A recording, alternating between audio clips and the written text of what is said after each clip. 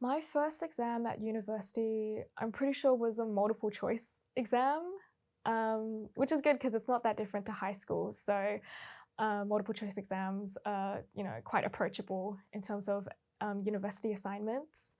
Beforehand, I was really nervous, obviously. Even though it's a multiple choice exam, it was my first ever university exam, so kind of don't want to mess up.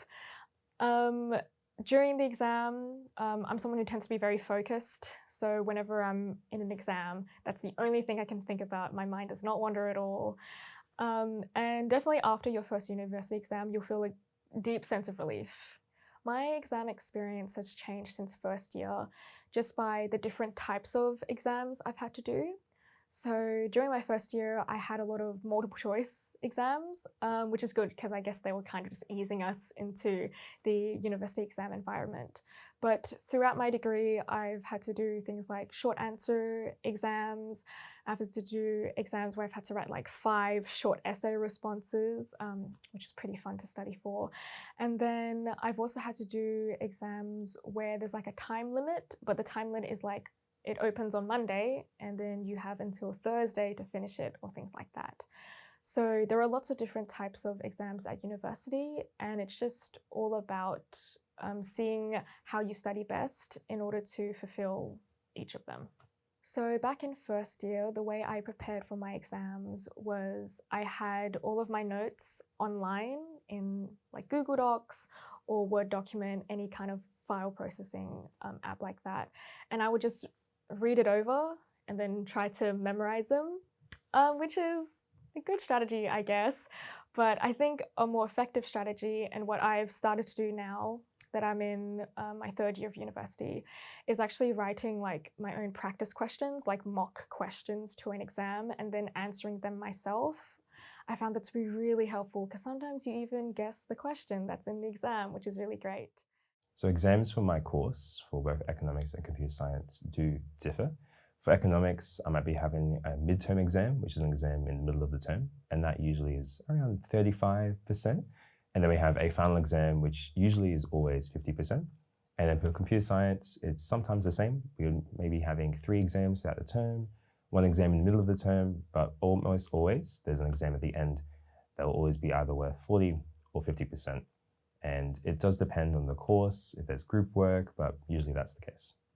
I'd say the biggest difference between university exams and high school exams usually is the amount of content that's studied in them.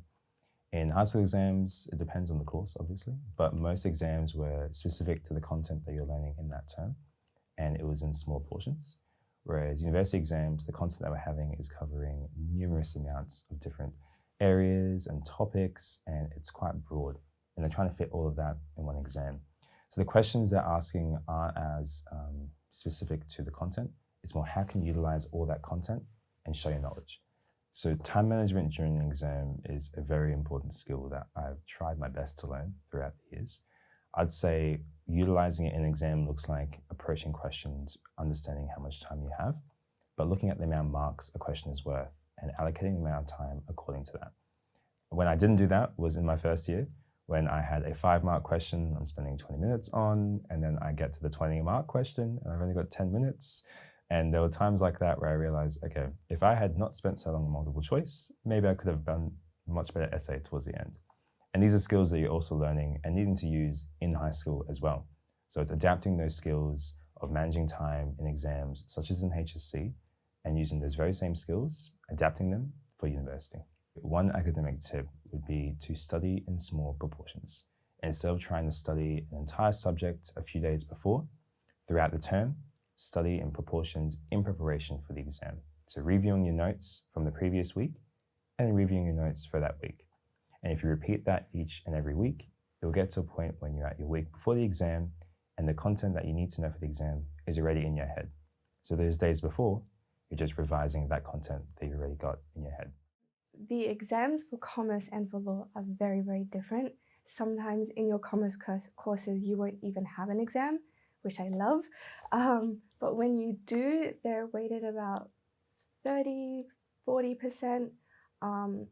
They go for about an hour, sometimes 2 hours, and they're not very frequent. They're usually at the end of the term during exam period. And then on the other hand, with law, 4-hour exams, they happen every trimester with every course at the end of term during an exam week. Even though exams are a little bit different in university from high school, they do have a sense of familiarity and they're very easy to adjust to. In my first law exam, I wish I had planned my response before diving straight into my answer. I feel like that would have helped me avoid the stress and the pressure of the exam. I felt that, 4 hours, plenty of time to write as many words that I need. But I feel like if I had a proper structure to the exam and planned what I wanted to write, I could have not done better, but been more confident in what I had submitted. So that's what I wish I had done differently. And now I do that, and it definitely does alleviate the stress that I have. 2 tips that have helped me with my exams are writing notes, revision notes in my own words, so that when it comes to exams, I understand what I want to write because I have it written there for me. And 2, planning out my responses before I even begin writing the exam, just because it provides a clearer structure for you and you're not typing furiously 5 minutes before submission.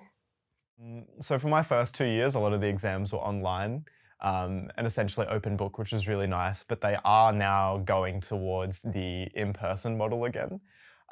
So I would say my experience with the in-person exams, which is probably a lot of what your exams would look like as you come into it, is quite similar to trials or the HSC in terms of what it feels like and what it looks like. You know, you'll sit down at a desk and there'll be invigilators walking around and that sort of thing. But in terms of the content of the exam itself and the difficulty, once again, it probably differs between different degrees, but as a psychology student and speaking to students from other faculties, the HSC is probably the hardest exam you're ever going to sit. Once again, depends on the year level or the degree of uni, but it's really just, I haven't sat anything like the HSC in my university degree. A lot of the time it's multiple choice questions. This year there has been some sort of, long form essay questions, maybe similar to English or something, but nowhere near the level of depth or sheer amount of things that you need to memorize. So I would say if you can get through the HSC, you can get through pretty much any exam that university can throw at you. I think the biggest thing that comes to mind when thinking about specific things for psychology exams I have to learn is that learning the experimenter names and the studies that they did is genuinely really important. And I got really caught out in my first exam because they don't tell you about this.